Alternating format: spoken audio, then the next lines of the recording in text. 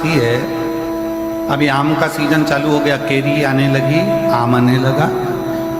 आम के बगीचे में जाकर देखना, जो नया नया पौधा होता है, नया नया आम का पेड़ होता है ना, उस पेड़ में जो नए नए फूल आते हैं।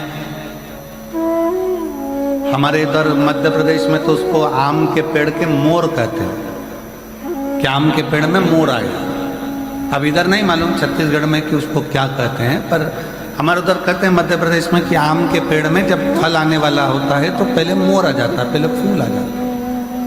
पर जब कोई नया आम का पेड़ होता है, पहली बार उसमें अगर फूल आता है, पहली बार अगर उसमें मोर आता है, तो बड़ा सुंदर दिखता है कि कितना सुंदर है, कितना विशाल है, कितना बढ़िया है। इसमें आम आएंगे, बहुत आएंगे, ढेरों आम लगेंगे और ढेरों आम इसमें लग जाए। पर जो श्रेष्ठ माली होता है ना, आम के पेड़ को जो संभालने वाला होता है, जो श्रेष्ठ माली होता है, जो बगीचे को संभालने वाला माली होता है, वो क्या करता है? उस आम के पेड़ के, नए आम के पेड़ के मोर को, फूल को तोड़ लेता, तोड़कर उसको फेंक देता उसी पेड़ के नीचे। और दुनिया के लोगों को लगा कि इतना बढ़िया आम का पेड़ है, उसमें इतने सारे मोर भी लगे, इतने सारे फूल भी लगे और इतनी सारी केरियाँ आएंगी, इतने सारे आम लगेंगे। परंतु गजब करा माली ने, बगीचे के माली ने तो तोड़ा फूल को, मोर को, और पेड़ के नीचे डाल दिया। कई लोगों को गुस्सा भी आया, कई लोगों को लगा भी सरी कि ये क्या करा, बताओ। आम का पेड़ में इतने सारे मोर लगे थे, इतने सारे फूल लग रहे थे, तो उसने तोड़कर सब नीचे पटक दिया, उसको कुचल दिया, बेकार कर दिया। पर जो समझदार था, जिसकी चित्तवृत्ति में समझदारी थी, उसने माली को धन्यवाद दिया कि वारे माली तूने अच्छा करा, जो पहली बार नए वृक्ष में जो मोर आए थे, फूल आए थे, उसको तोड़कर तूने कीचड़ में डाल दिया, पेड़ की जड़ में डाल दिया। क्यों?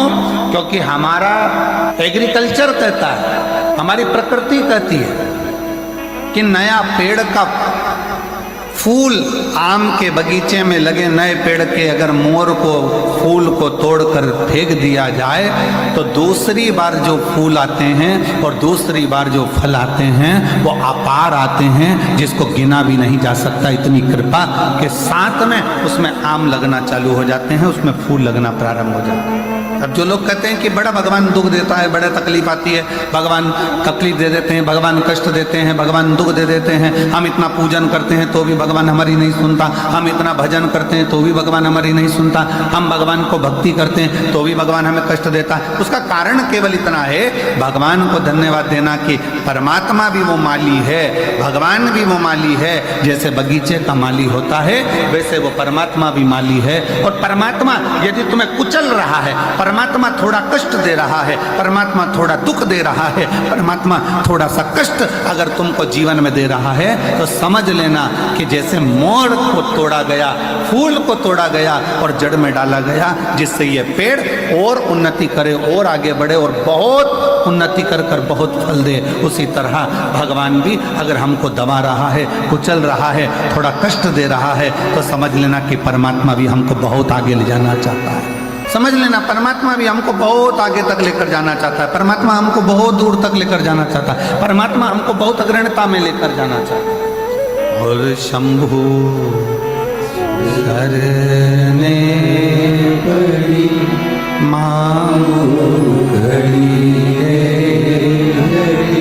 दुख काटो दया करी दर्शन आपो।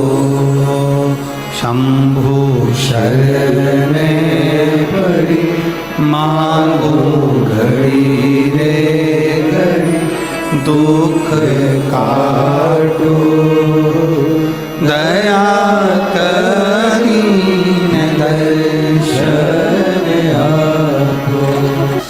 थोड़ी तकलीफ जीवन में, थोड़ा दुख जीवन में, थोड़ी परेशानी जीवन में अगर परमात्मा दे, तो ये मान कर चलना कि वो भोलेनाथ ने तुम्हारे लिए कुछ अच्छा सोच कर रखा, कुछ अच्छा विचार कर कर रखा, कुछ अच्छा सोच लिया होगा, कुछ अच्छा विचार कर लिया होगा, कुछ अच्छा अपने मन में धारण कर कर रखा होगा, जो आज प्राप्त हुआ है।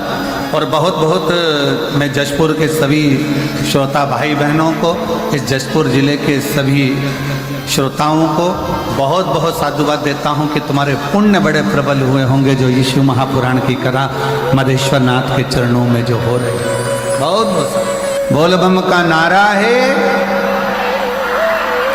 आवाज नहीं आई, जरा दमदारी से बोल बम का नारा है। सारी समस्या का हल